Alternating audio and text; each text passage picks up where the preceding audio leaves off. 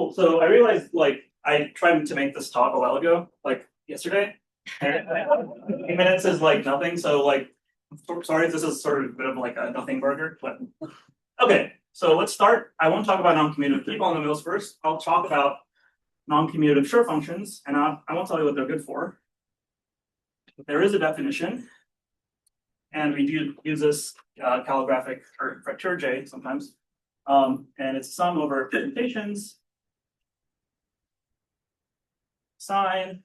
It's the usual Jacobi-Trudi formula, the one in terms of h's, plus 1 minus w1 minus 1, and h, and w, and minus mu. And how do you think of these h's and the u's? I won't really explain that. They're sort of just non-commutative versions of the h's, but these have actual variables in them. So we don't know what these are good for. I'm telling you that there's a story involving key polynomials. The important part here was that we understood how the symmetric Schur functions had to do with the h's. So what's the correct version of an h in this case? And that's telling you there's a basis for polynomials where we take h's and flag them. So there's a lot of flagging going on there. That's a common theme here. So define this h up as a composition. And for some like wicked reason, I'm going to multiply them backwards. It sort of has to do with what happens when you make them non-commutative. And by like upper triangularity argument, these are a basis for the polynomial ring. And I'm going to tell you, so we needed to know how the Schur is related to the h's, and we're going to need to know how the keys relate to the flagged h's. And I'm going to tell you a few things. So theorem, this is sort of a monomial version of the Jacobi-Trudi identity. So x with the exponent vector alpha is equal to the determinant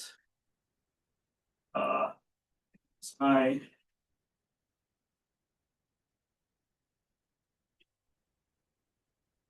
So this ends up being true. It's sort of not that well sort of studied, but it's true. It has I was talking with George earlier. This is some weird avatar of non-symmetric plethism or flat plethism. So that's one way. So we call the keys are defined by applying Demazure operators to these monomials. We have the monomial. We can start. The other thing is we need the Demazure operators, but that isn't sort of too bad. It's prop.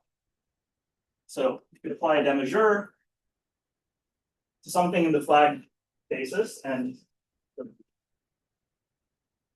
we care about the indices I and I plus 1 here, roughly. And this is very loose. There's an infinite sum, but finitely many of these will be non-zero.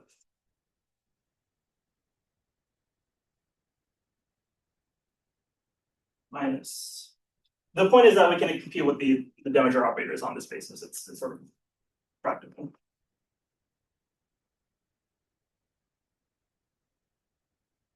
Okay, and now so we know how to write the key polynomial down in terms of these flagged h's using these two rules. And what do we do now is we sort of replace all the x's with u's and make these all definitions. So this is definition. And what goes in here is now what I'll call like monomial A. This is now a non-commutative monomial, which is weird. It's not a word, but it's a amazing sine sum of words. Okay, so that's how I define the non-commutative key. And now that we have this definition, I'll actually tell you guys what the non-commutative Schur functions are good for. Schur is 30,000 feet. So yeah, it's the non-commutative Schur functions is a sort of like massive coordinate change in your brain. So you want to know about Schur positivity of a function we call f gamma. I'm not going to say much about f gamma other than many natural families of symmetric and quasi-symmetric functions come up this way. You should think of these as just sums of Gessel fundamental quasi-symmetrics if you're familiar with that. But instead of thinking about it in terms of Schur positivity, you want to think about it in terms of monomial positivity. This is sort of the weird twist of these J lambdas. use modulo some relation. So that means there's some representative of this where all the coefficients in the monomial basis, the non-commutative monomial is positive. Mod some special I. And sort of this gamma, which tells you what the f is and the I are sort of very closely connected. I'll sort of give an example and not explain anything. So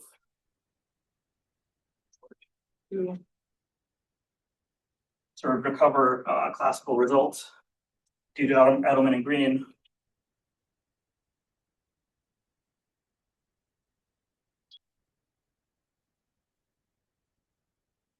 So these are the reduced words for a certain permutation. And modulo a certain algebra called the nilpactic algebra, this is how they group together modulo those relations. And the theorem that Edelman and Green had was that this function, which is called the Stanley symmetric function, is sure positive. And in particular, it's given by these words, the shapes of the tableau, whose column words are these words. And this has to do with the fact that the non-commutative sure function ends up modulo the nilpactic relations being a sum of column words. Okay, so here 4212, 4212, 4, 2, 1, 4, 2. This tells us that there's an S31, there's an S3, 2, and there's an S22. And this sort of follows from this machinery. They prove something stronger about the nilpactic algebra. It's called Edelman and Green insertion. But the idea is you can do it purely algebraically on this level. And so what is my theorem? My theorem, here is the upshot. So now with the non-commutative keys, non-commutative atoms, defined sort of with the same game over there, 30,000 foot view. So now I want to detect atom or key positivity of these F gammas. And now these F gammas are different. They're not necessarily symmetric or quasi-symmetric. These will be sums of polynomials called fundamental slides, if anyone's familiar with those. And now what am I checking? I'm checking that the monomial positivity of now my non-commutative key polynomials and my non-commutative atoms modulo some relations. And here's an example I sort of speed run through for the key expansion of a flag sure function, which George has wonderfully introduced us to. This one, sort of I'll claim, and I again won't explain, in sort of the same way over there, there's a certain graph like that's associated with this function. And we'll sort of get the key expansion by reading off words a certain way. 2, 1, 2, 1. And these ones are column words. 1, 2. And then I do something called taking the right key and reversing it. And so, okay. 2, 1, 0, 4, okay, 0, 0, 1, 3. I have to reverse something. But that's sort of the application, but it's sort of opaque how you do it. Yeah. Thank you.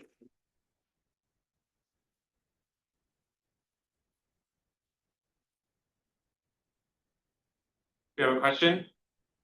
Yeah. Sure key is key positive. So, Yeah, that's no. So you have a rule out in this perspective. I haven't tried. Yeah, so I know I can get a lot of key positivity results back. So this is the flagged Reiner-Shimizono, just the first thing I've tried. Yeah. Huberts are key positive. Huberts are key. Yeah, Is that all for your theory? Yeah, but with slightly like I don't use the non-commutative keys. I do like I just have a like I know how to like cook up these non-commutative functions. There's a different one for the Schuberts. Yeah. Yeah. All right, and if you have more questions for our lightning talk speakers, I hope you'll find them afterwards. Let's thank Jasper again.